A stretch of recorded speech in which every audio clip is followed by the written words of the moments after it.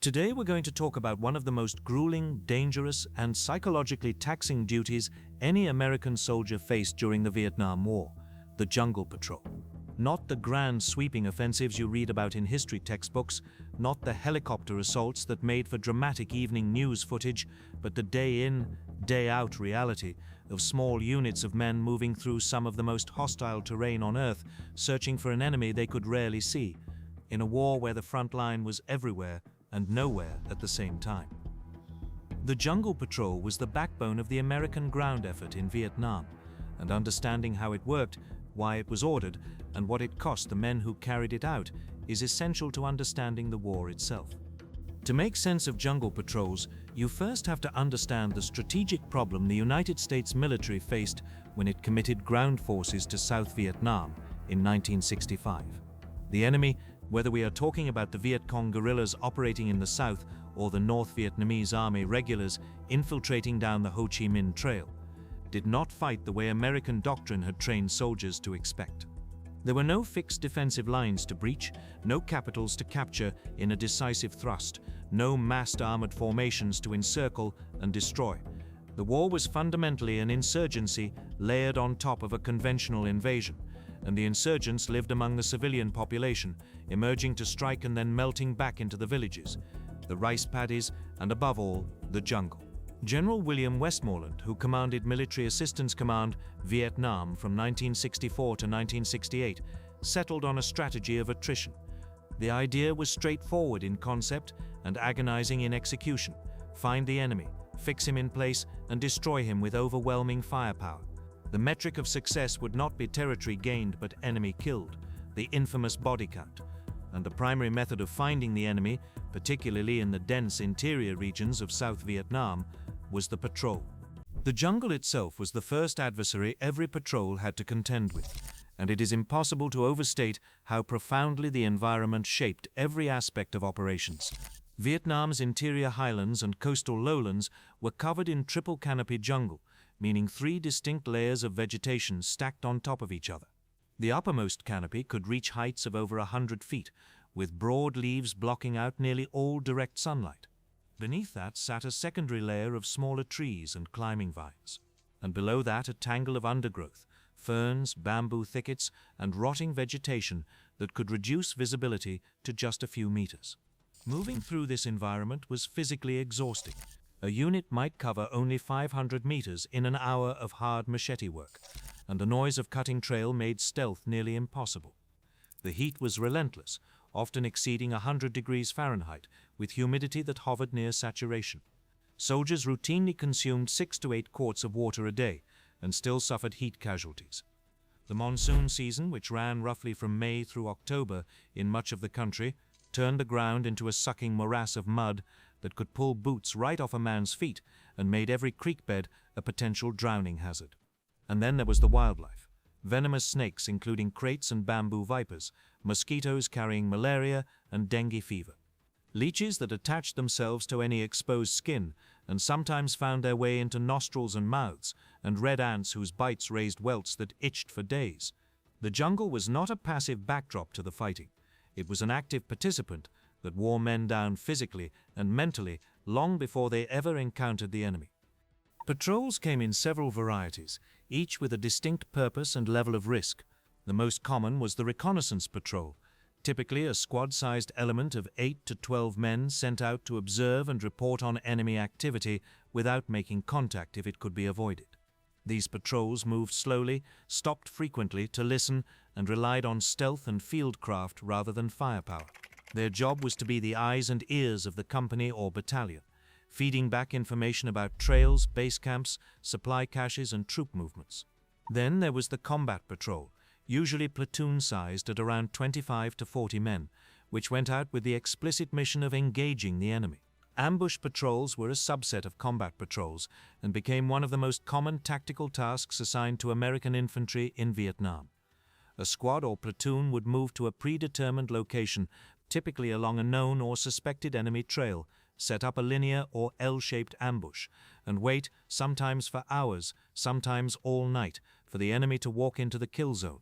Search and destroy missions, the signature operation type of the Westmoreland era, were essentially large-scale patrols conducted at company or battalion strength, sweeping through designated areas with the intent of finding and eliminating enemy forces and infrastructure.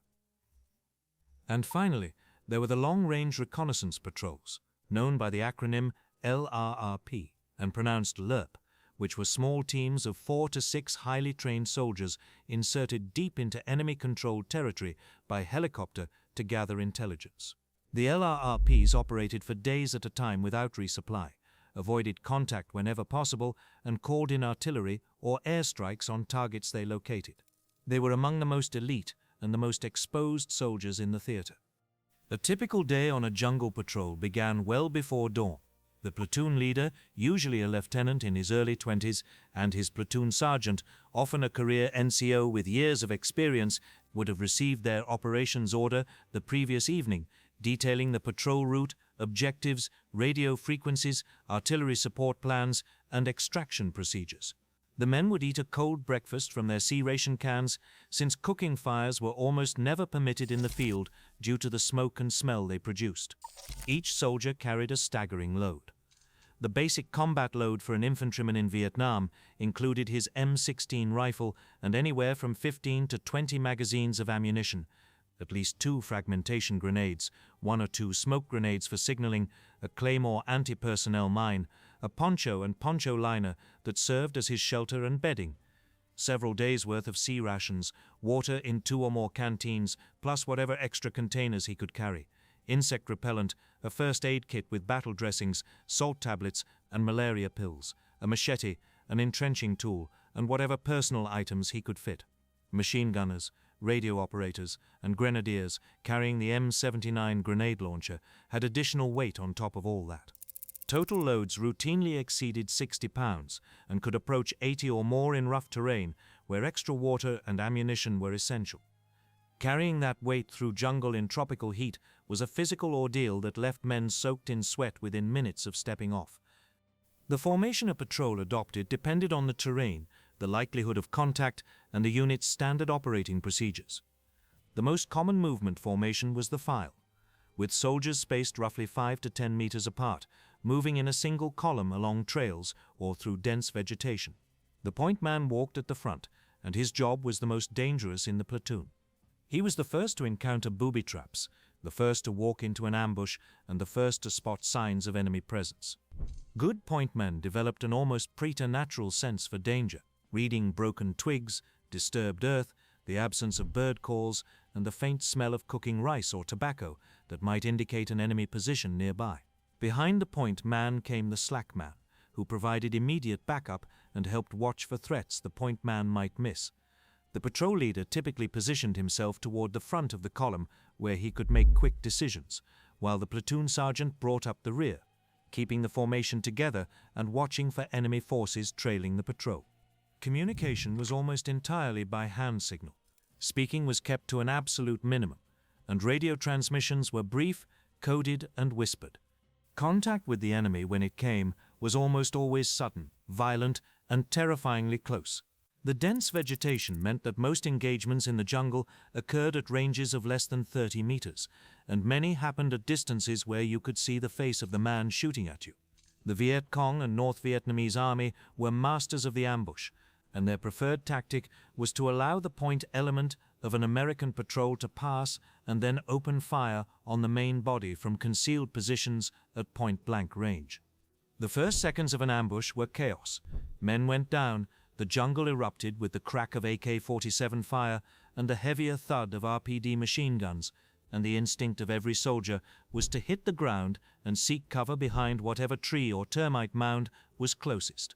The quality of leadership in those first moments often determined whether a unit survived intact or was torn apart. Well-trained platoons executed immediate action drills, with the soldiers in the kill zone returning fire and those outside it maneuvering to flank the ambush. The patrol leader would be calling for artillery support or helicopter gunships on the radio, while his squad leaders directed fire and accounted for their men. Medevac helicopters, the legendary dust-offs, could be overhead within 15 to 30 minutes in most areas, but the jungle canopy made landing impossible in many locations. forcing wounded men to be carried to a clearing or hoisted up through the trees on a jungle penetrator, a folding seat lowered on a cable from a hovering helicopter. The enemy also made extensive use of booby traps, and these became one of the most feared hazards of jungle patrolling. The Viet Cong were resourceful and ruthless in their use of improvised devices. Punji stakes, sharpened bamboo sticks smeared with excrement and concealed in camouflaged pits, were among the simplest and most common. They could pierce the sole of a jungle boot and cause infections that took weeks to heal. More lethal were explosive devices made from unexploded American ordnance, which the enemy recovered in enormous quantities and repurposed into command-detonated mines and tripwire-activated bombs. A single 105 mm artillery round, buried beside a trail and wired to a battery and pressure plate, could kill or maim everyone within a 15-meter radius. By some estimates, booby traps and mines accounted for as much as 11% of American deaths and 17% of wounds during the war. They were particularly insidious because they struck without warning, could not be suppressed by return fire, and imposed a constant psychological burden on every man walking a jungle trail. The knowledge that any step might be your last was a grinding, corrosive stress that accumulated over a 12-month tour and left many veterans with lasting psychological scars. The human cost of jungle patrolling extended far beyond the physical casualties. The psychological toll was enormous and has only been fully appreciated in the decades since the war ended. Soldiers on patrol lived in a state of sustained hypervigilance that the human nervous system was never designed to maintain. They slept in the dirt, rarely bathed, ate cold food out of cans, and endured a relentless assault of heat, insects, rain, and fear. The average age of the American combat soldier in Vietnam was 19, and many of these young men were draftees who had been in the country only weeks before being sent into the jungle. They formed intense bonds with the other members of their squad and platoon, the kind of attachment that comes from shared mortal danger, and then watched those same friends killed or mutilated with horrifying regularity. The one-year rotation policy, which was intended to limit the burden on individual soldiers, had the unintended effect of constantly disrupting unit cohesion. Just as a man learned the skills he needed to survive, he rotated home, and a new replacement arrived who had to learn everything from scratch, putting the entire unit at risk during the learning curve. Veterans frequently described the peculiar agony of counting down the days remaining on their tour, becoming increasingly cautious and withdrawn as their date of expected return from overseas approached, terrified of dying in a war they had almost survived. The relationship between patrolling infantry and the Vietnamese civilian population added another layer of complexity and moral anguish to jungle operations. In many areas, particularly the heavily contested provinces of the Central Coast and the Mekong Delta, the line between combatant and civilian was impossible to draw with certainty. Farmers by day might plant mines by night. A village that seemed friendly in the morning might harbor a Viet Cong platoon by evening. American soldiers were trained to win hearts and minds, to distribute food and medical supplies, to treat the population with respect, but they were also losing friends to snipers and booby traps in and around those same villages. The resulting frustration, anger, and fear sometimes boiled over into acts of brutality against civilians, the most notorious being the massacre at My Lai in March 1968, where soldiers of Charlie Company, 1st Battalion, 20th Infantry Regiment killed several hundred unarmed Vietnamese men, women, and children.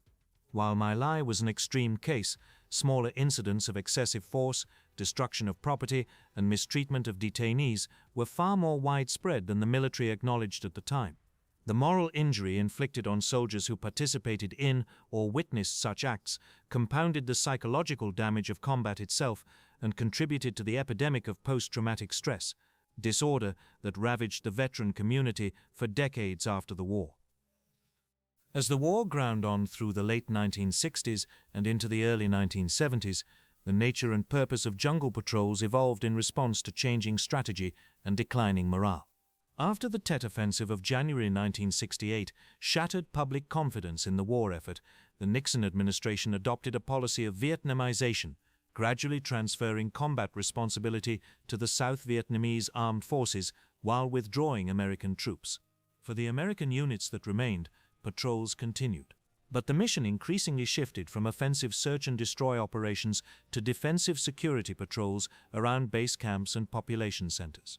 The political reality that the war was winding down for American forces created a crisis of motivation in the field. Soldiers asked, with increasing bitterness, why they should risk their lives on a patrol when the United States was clearly leaving. Incidents of combat refusal, where units or individuals refused to carry out orders they deemed unnecessarily dangerous, became more frequent, though they were rarely reported through official channels. Drug use, which had been relatively uncommon in the early years of the war, became widespread, with marijuana and heroin readily available in the rear areas and sometimes used in the field. Fragging, the murder or attempted murder of unpopular officers and NCOs with fragmentation grenades, emerged as a terrifying symptom of the breakdown in discipline and trust that afflicted some units in the later years of the war. The Jungle Patrol, which had begun as the instrument of an aggressive strategy to find and destroy the enemy, became in its final phase a grim exercise in survival for young men who understood that no patrol was going to win the war, and that the only objective that mattered was getting everyone home alive. The legacy of jungle patrolling in Vietnam reshaped the American military in ways that are still visible today. The hard lessons learned about small unit tactics in dense terrain, the importance of realistic jungle training, and the need for equipment designed for tropical conditions informed the development of doctrine and gear for decades afterward.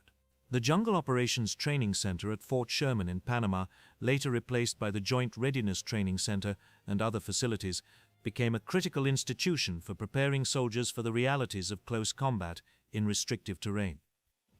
The war also drove advances in aeromedical evacuation, with the helicopter medevac system pioneered in Vietnam becoming a permanent feature of American military medicine and saving countless lives in subsequent conflicts. Perhaps most importantly, the psychological aftermath of Vietnam, the wave of PTSD, substance abuse, homelessness, and suicide that swept through the veteran population, forced the military and the Department of Veterans Affairs to fundamentally rethink their approach to combat stress and mental health. The creation of vet centers, the expansion of counseling services, and the eventual recognition of PTSD as a legitimate medical diagnosis rather than a character flaw, can all be traced directly to the experiences of the men who walked those jungle trails. When we look back at the Jungle Patrol as a phenomenon of the Vietnam War, what we see is a microcosm of the entire conflict. Enormous courage and endurance displayed in service of a strategy that was deeply flawed, carried out by young men who did their duty in conditions that tested the limits of human resilience, and paid for at a cost that the nation is still reckoning with more than 50 years later. The approximately 58,220 American names on the Vietnam Veterans Memorial in Washington, D.C. represent the ultimate price, but behind each of those names are dozens more who came home carrying wounds, visible and invisible, that never fully healed. The Jungle Patrol was where the war was most real, most immediate, and most human. It was not glamorous, it rarely made the news, but it was the daily reality for hundreds of thousands of American soldiers, and it deserves to be remembered not as a footnote to the grand strategic narrative, but as the central experience of a generation of young Americans who were asked to do an almost impossible job in an almost impossible place. Understanding the Jungle Patrol also requires us to acknowledge what it revealed about the limits of military power. The United States brought to Vietnam the most technologically advanced military force the world had ever seen, with jet aircraft, helicopter fleets, satellite communications, precision artillery, and an industrial base capable of producing virtually unlimited quantities of ammunition and equipment. And yet the fundamental task of the war, finding and defeating an enemy who chose when and where to fight, and who enjoyed the support or at least the acquiescence of much of the local population, ultimately came down to small groups of exhausted, frightened, heavily burdened young men walking through the jungle, one step at a time, hoping that the next step would not be their last. No amount of technology could substitute for the physical presence of a soldier on the ground, and no amount of firepower could guarantee his safety once he was there. That tension between technological capability and the irreducible human reality of ground combat is a lesson that military planners have grappled with in every conflict since, from the mountains of Afghanistan to the urban battlefields of Iraq. And it remains as relevant today as it was when the first American patrols pushed into the jungles of the Central Highlands more than 60 years ago. So when you think about the Vietnam War, think about the patrol.